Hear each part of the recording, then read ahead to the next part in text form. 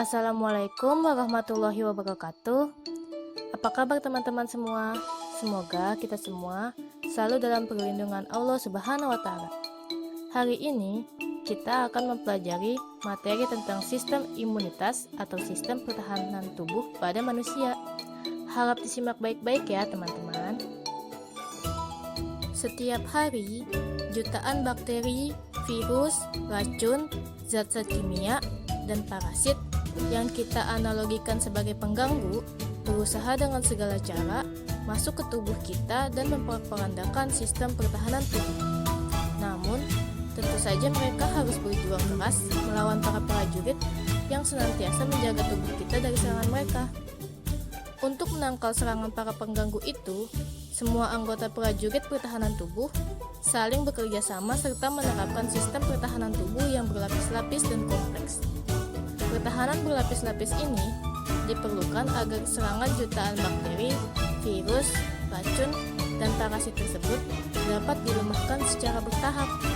Namun, ada kalanya sistem berlapis-lapis tersebut masih juga dapat ditembus oleh serangan yang bertubi-tubi dari para pengganggu, sehingga timbul yang namanya sakit. Nah, pada video kali ini, kita akan mempelajari tentang bagaimana kerja sistem pertahanan tubuh pada manusia.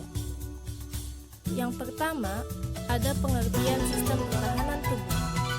Sistem pertahanan tubuh dapat diartikan sebagai semua mekanisme yang digunakan oleh tubuh untuk menangkal pengaruh faktor atau zat yang berasal dari lingkungan yang asing bagi tubuh. Secara garis besar, sistem pertahanan tubuh kita dibagi menjadi dua, yaitu sistem pertahanan tubuh non-spesifik dan sistem pertahanan tubuh spesifik. Pertahanan tubuh non-spesifik bertujuan untuk menangkal masuknya segala macam zat atau bahan asing ke dalam tubuh yang dapat menimbulkan kerusakan tubuh atau penyakit tanpa membedakan jenis zat atau bahan asing tersebut. Pertahanan tubuh non-spesifik terdiri atas pertahanan eksternal dan pertahanan internal. Pertahanan eksternal merupakan pertahanan tubuh sebelum mikroorganisme atau zat asing memasuki jaringan tubuh. Pertahanan ini meliputi kulit dan membran mukosa.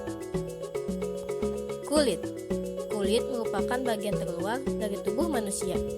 Kulit memiliki beberapa fungsi, di antaranya adalah perlindungan fisik dan kimia. Perlindungan fisik yang kita ketahui adalah kulit melindungi kita dari sinar matahari, panas, dingin, serta mikroorganisme yang merugikan. Sedangkan secara kimia, kulit menghasilkan keringat dan minyak yang memberikan suasana asam pada kulit. Hal itu dapat mencegah tumbuhnya mikroorganisme patogen pada kulit. Keringat menyediakan zat makanan bagi bakteri dan jamur tertentu yang hidup sebagai mikroflora normal pada kulit dan menghasilkan bahan-bahan sisa bersifat asam, seperti asam laktat yang membantu menurunkan tingkat pH atau keasaman kulit. Media yang bersifat asam di permukaan kulit menciptakan lingkungan yang tidak bersahabat bagi mikroorganisme patogen. Lalu fungsi yang kedua adalah penghasil keratin. Senyawa keratin merupakan suatu protein yang mempunyai struktur yang sangat kuat dan keras sehingga sulit didekomposisi oleh berbagai mikroorganisme patogen. Keratin tersebut terdapat pada sel-sel mati yang selalu lepas dari permukaan kulit dan digantikan oleh sel-sel berkeratin yang baru. Yang kedua, ada membran mukosa. Membran mukosa merupakan lapisan yang terdapat di semua saluran tubuh yang memiliki kontak langsung dengan lingkungan luar, seperti saluran pernapasan, saluran pencernaan, saluran ekskresi, ataupun saluran reproduksi yang selalu memiliki organ-organ yang dilapisi oleh lapisan mukosa. Membran mukosa ini memiliki beberapa fungsi, di antaranya adalah melindungi saluran tubuh dari mikroba, menghasilkan mukus yang terdapat pada saluran respirasi, trakea misalnya. Mukus ini berupa cairan kental yang berguna untuk menjerat mikroba asing ataupun partikel asing yang masuk bersama udara pernapasan. Yang selanjutnya, menghasilkan enzim lisozim pada mata. Enzim ini dapat merusak dinding sel bakteri sehingga sehingga bakteri tidak dapat masuk menginfeksi mata. Lalu yang selanjutnya merupakan tempat hidup mikroflora normal. Mikroflora normal merupakan mikroorganisme yang membantu sistem pertahanan tubuh manusia. Mereka tidak merugikan. Mereka hidup di beberapa tempat tertentu di tubuh kita secara alami. Pertahanan tubuh internal merupakan pertahanan tubuh yang terjadi di dalam jaringan tubuh setelah mikroorganisme atau zat asing tersebut masuk ke dalam tubuh. Pertahanan internal ini meliputi fagositosis, respon peradangan atau inflamasi, sel natural killer atau sel pembunuh alami, dan senyawa antimikroba. Yang pertama ada fagositosis. Fagositosis merupakan mekanisme penelanan benda asing, terutama mikroba, oleh sel-sel tertentu, khususnya sel-sel darah putih. Berbagai sel yang dapat melakukan fagositosis antara lain adalah neutrofil, monosit, macrophage, dan eosinofil. Yang kedua, ada respon peradangan. Peradangan adalah tanggapan atau respon cepat setempat terhadap kerusakan jaringan yang disebabkan oleh teriris, tergigit, tersengat, ataupun infeksi mikroorganisme. Tanda-tanda suatu bagian tubuh mengalami peradangan antara lain berwarna kemerahan, terasa nyeri, panas, dan membengkak. Gambar di atas menunjukkan mekanisme respon peradangan. Adanya daerah yang terluka dan terinfeksi mikroba akan menyebabkan pembuluh darah arteriola prakapiler mengalami dilatasi atau pelebaran serta peningkatan permeabilitas, dan pembuluh darah granula paskapiler menyempit. Hal tersebut akan meningkatkan aliran darah pada daerah yang terluka sehingga bagian tersebut meningkat suhunya dan berwarna kemerahan. Sementara itu, pembengkakan atau edema pada bagian yang meradang disebabkan oleh meningkatnya cairan yang keluar dari jaringan akibat peningkatan permeabilitas kapiler darah. Pelebaran dan peningkatan permeabilitas pembuluh darah itu dipicu oleh senyawa kimia yang disebut histamin. Sumber utama histamin adalah sel-sel emas atau sel-sel besar pada jaringan ikat dan basofil dalam darah. Keduanya bersama-sama dengan keping-keping darah melekat pada pembuluh darah yang rusak. Pelebaran diameter dan permeabilitas pembuluh darah akan meningkatkan laju aliran darah dan unsur-unsur pembekuan darah ke daerah yang mengalami luka atau infeksi. Pembekuan darah tersebut berfungsi untuk melokalisir mikroba penginfeksi agar tidak menyebar ke bagian tubuh yang lain. Kerusakan jaringan juga mengirimkan senyawa kimia kemokin yang berfungsi memanggil sel-sel fagosit untuk segera datang ke daerah yang terluka tersebut. Fagosit yang berperan dalam proses respon peradangan adalah neutrofil, monosit yang berubah menjadi macrophage, dan opsonin atau antibodi. Neutrofil merupakan fagosit pertama yang berperan dalam respon peradangan. Neutrofil mendeteksi kehadiran mikroba patogen yang telah diselubungi oleh opsonin atau antibodi yang dibentuk dalam aliran darah yang berupa protein komplement khusus yang diaktifkan oleh kehadiran mikroba. Neutrofil akan memangsa mikroba patogen tersebut. Begitu opsonin melekat pada mikroba, mikroba tersebut ditelan dan dicerna oleh neutrofil.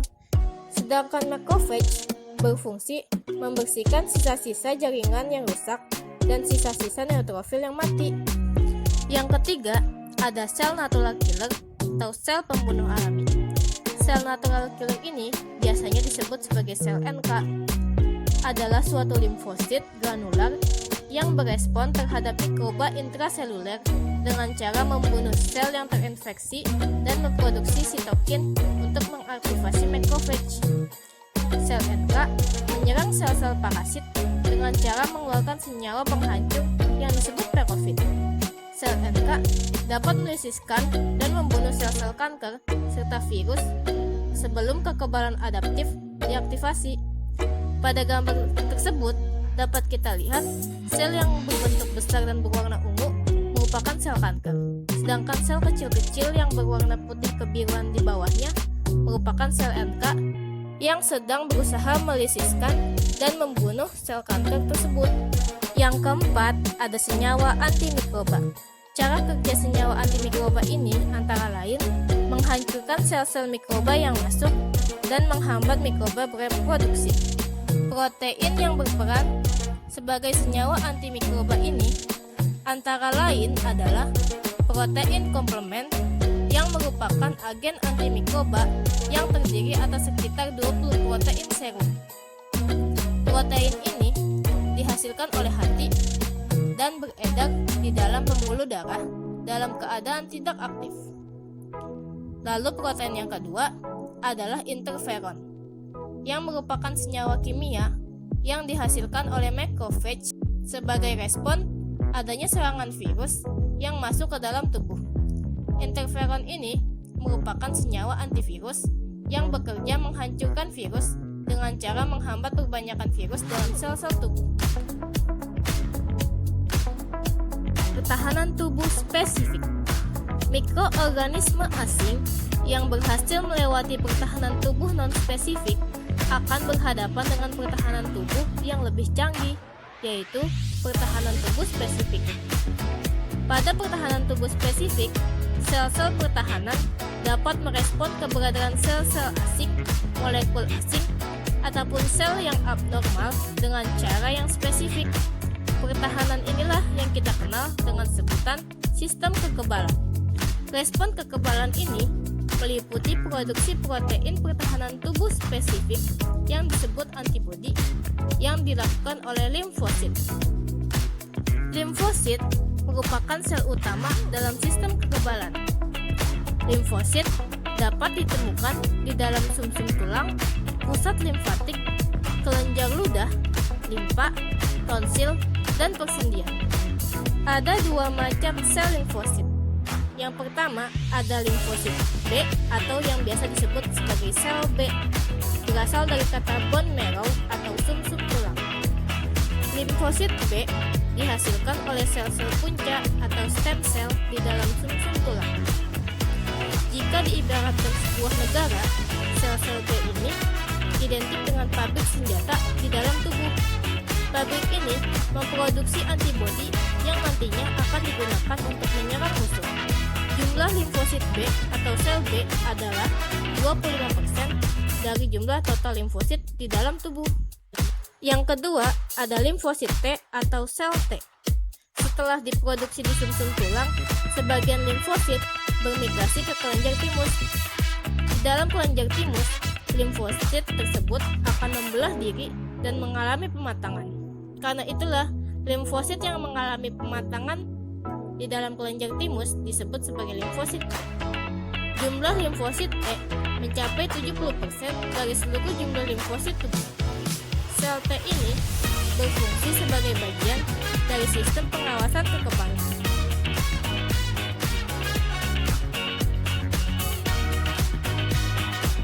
Ada 3 macam sel T.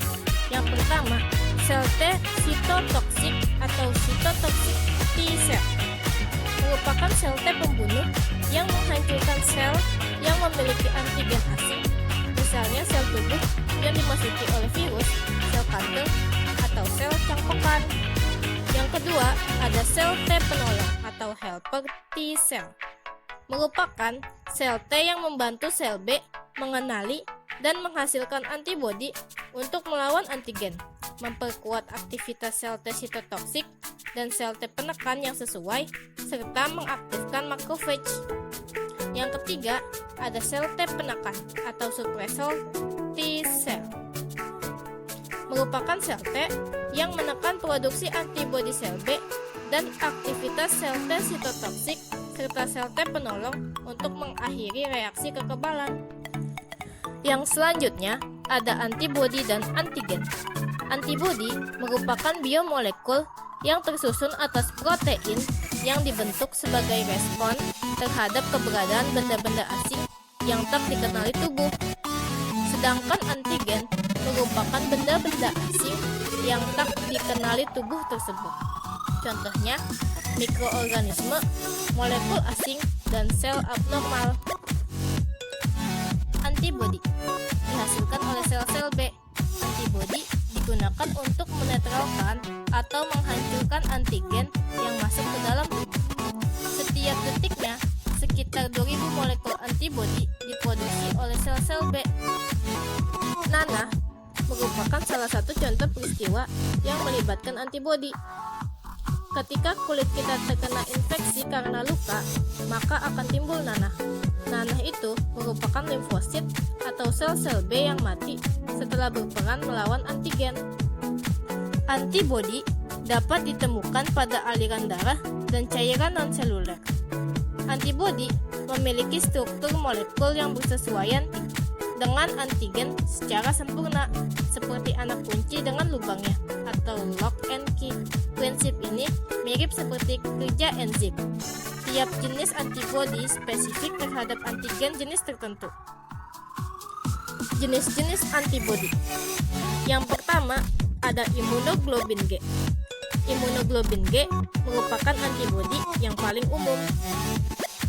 Antibodi ini terbentuk 2-3 bulan setelah infeksi, kemudian kadarnya meninggi dalam 1 bulan, menurun perlahan-lahan, dan terdapat selama bertahun-tahun dengan kadar.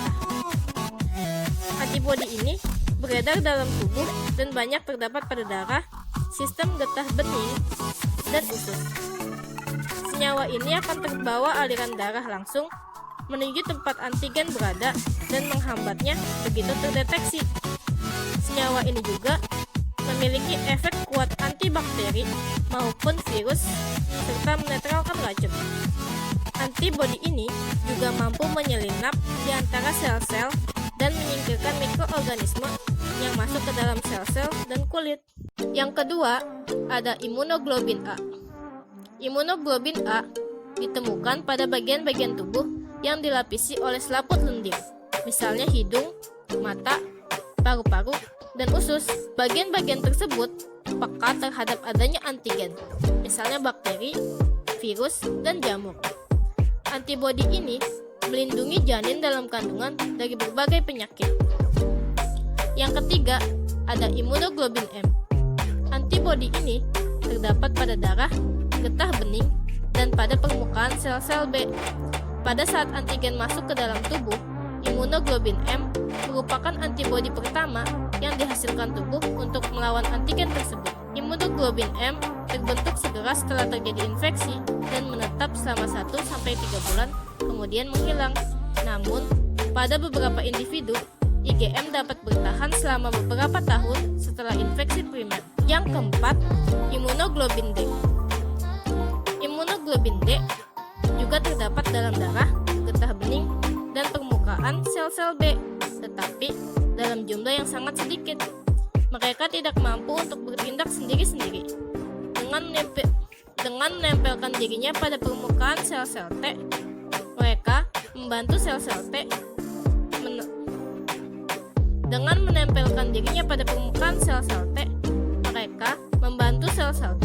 menangkap antigen. Yang kelima, ada imunoglobin E. Imunoglobin E merupakan antibodi yang beredar dalam aliran darah. Antibodi ini kadang juga menimbulkan reaksi alergi akut pada tubuh. IgE penting dalam melawan infeksi parasit, misalnya schistosomiasis yang banyak ditemukan di negara-negara berkembang.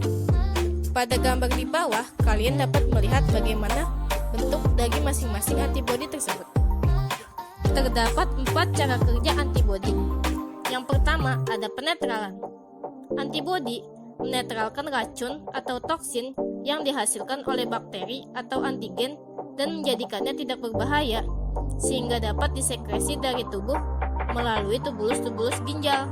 Yang kedua, ada pengendapan atau presipitasi. Antibodi mengendapkan molekul-molekul antigen dengan cara menjadikan mereka membentuk gumpalan-gumpalan yang tidak larut. Dalam bentuk demikian, antigen-antigen dapat ditelan oleh sel-sel fagosit, dicerna, dan dijadikan tidak berbahaya. Yang ketiga, ada pelekatan. Antibodi melekat pada sel-sel mikroorganisme atau antigen sebagai opsonin, sehingga antigen tersebut dapat difagosit dan dihancurkan oleh neutrofil. Yang keempat, aktivasi protein komplement. Antibodi bekerja sama dengan protein komplement dalam plasma, melekat pada dinding sel antigen dan mengidentifikasi mereka untuk sel-sel T. Selanjutnya, organ-organ yang berperan dalam sistem imunitas. Yang pertama ada sumsum tulang. Sumsum tulang merupakan pabrik pembuatan sel-sel penting bagi tubuh. Di dalam sumsum tulang dihasilkan berbagai jenis sel yang berperan dalam pertahanan tubuh. Sejumlah sel yang dihasilkan oleh sumsum tulang berperan dalam produksi sel-sel fagosit, sebagian berperan dalam penggumpalan darah, dan sebagian lagi berperan dalam penguraian senyawa. Yang kedua ada kelenjar timus. Kelenjar timus terletak di atas toraks, sebagian di atas jantung, dan paru-paru. Dalam sistem limfatik, kelenjar timus merupakan organ yang penting, terutama pada bayi yang baru lahir, karena organ tersebut mengatur perkembangan limfa dan nodus limfa. Selain itu, kelenjar timus juga memiliki fungsi yang teramat penting, yaitu sebagai tempat pembentukan sel T dan pelatihan transfer informasi oleh sel T. Informasi ini berguna untuk mengenali karakteristik khusus dari sel-sel tubuh. Yang ketiga ada limfa. Limfa adalah organ terbesar dalam sistem limfatik dan terletak di sisi kiri bagian atas abdomen di antara rusuk terbawah serta lambung. Di dalam limfa terdapat pembuluh limfa dan pembuluh darah. Fungsi utama limfa adalah menghancurkan sel-sel darah merah yang rusak, bakteri, dan benda-benda asing dalam darah serta menghasilkan limfosit dan antibodi. Yang keempat ada tonsil. Tonsil ada yang terletak di dekat dasar lidah di bagian kiri dan kanan pangkal tenggorok yang biasa disebut amandel, serta di rongga hidung atau yang biasa disebut polip. Tonsil berperan dalam pertahanan tubuh terhadap infeksi dengan menghasilkan limfosit yang dapat tersebar dari hidung, mulut, dan tenggorok. Tonsil dapat meradang jika sedang bertempur melawan bibit penyakit.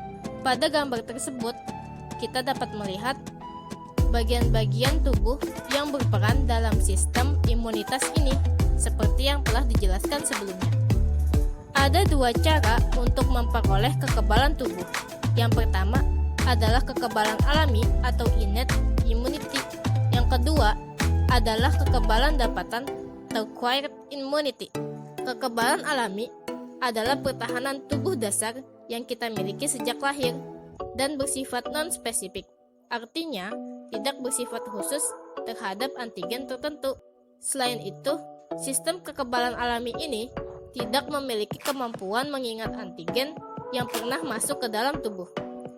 Komponen-komponen yang terlibat dalam kekebalan alami antara lain adalah kulit, mukosa, senyawa kimia yang berupa asam lambung, interferon, interleukin, dan enzim, protein komplement, sel fagosit yang terdiri atas neutrofil, monosit, dan macrophage.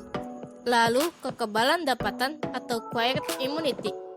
Kekebalan dapatan adalah kekebalan yang didapat atau diperoleh setelah kita lahir. Kekebalan ini bersifat spesifik dan memiliki memori atau ingatan. Komponen yang terlibat dalam sistem kekebalan dapatan antara lain sel B dan sel T. Lalu ada kekebalan aktif. Kekebalan aktif muncul karena tubuh organisme membentuk antibodi sendiri akibat infeksi antigen.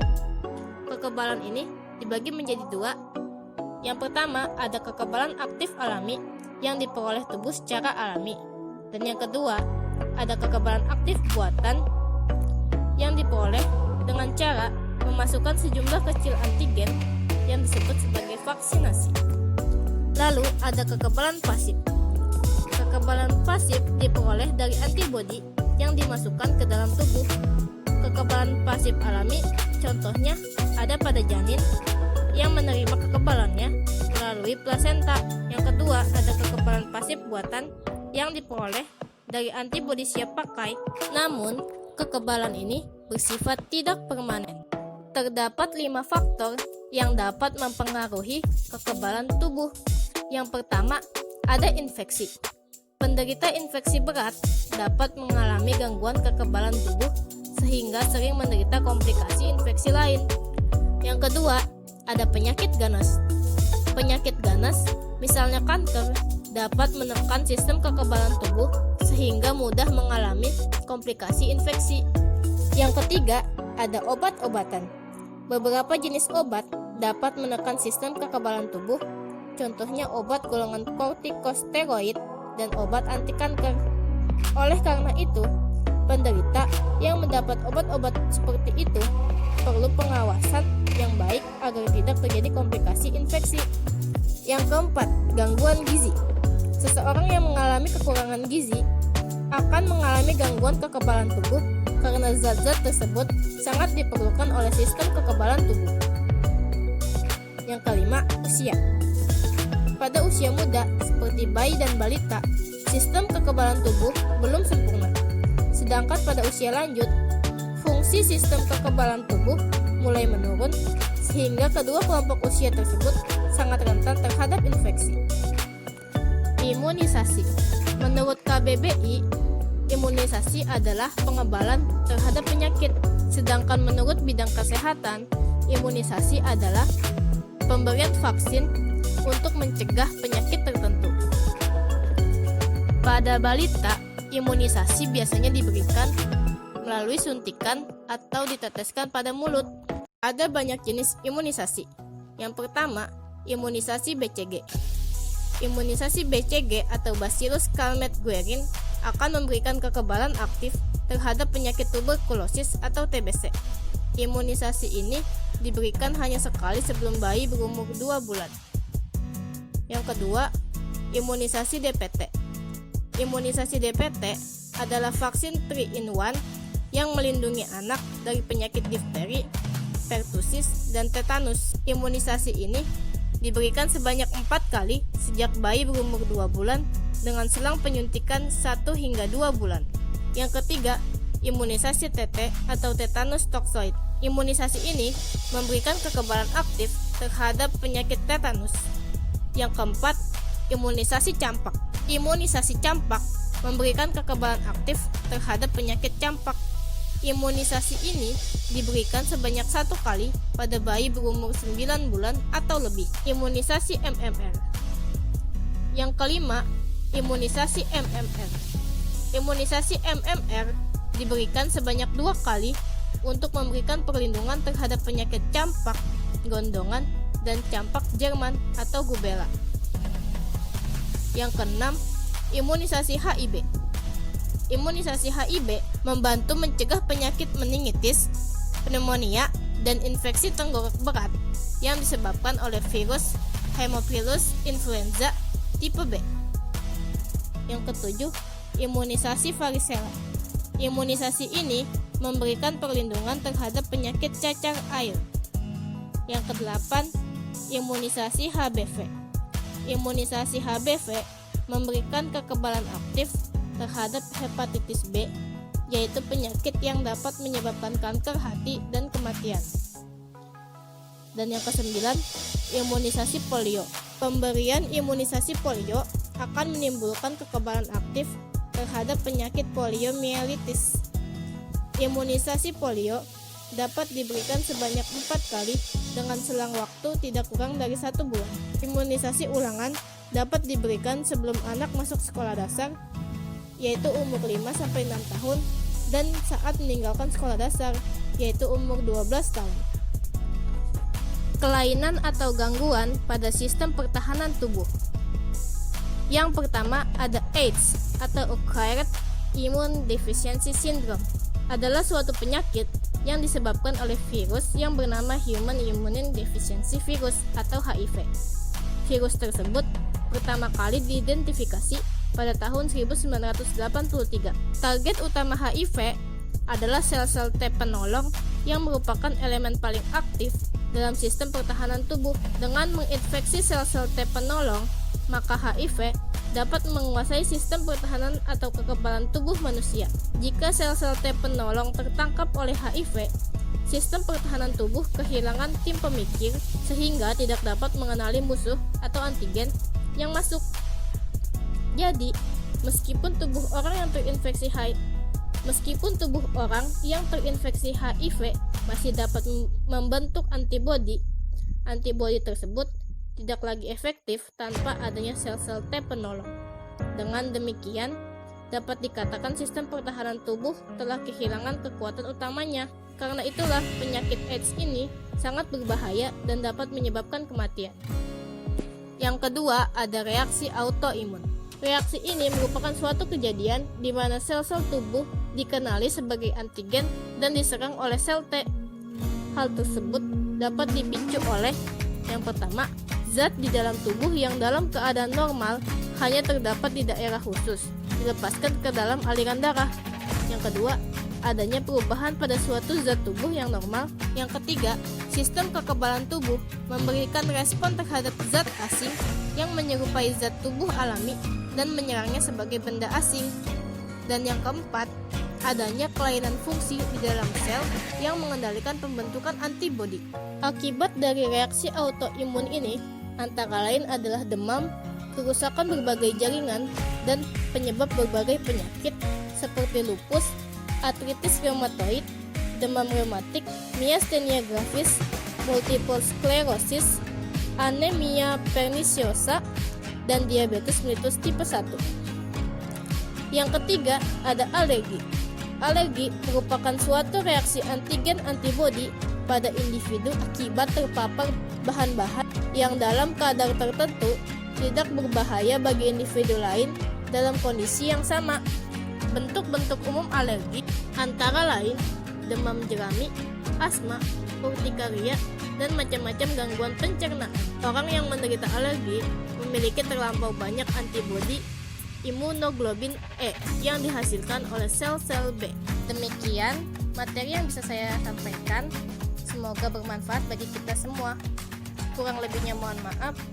Wabillahi taufiq wal hidayah. Wassalamualaikum warahmatullahi wabarakatuh.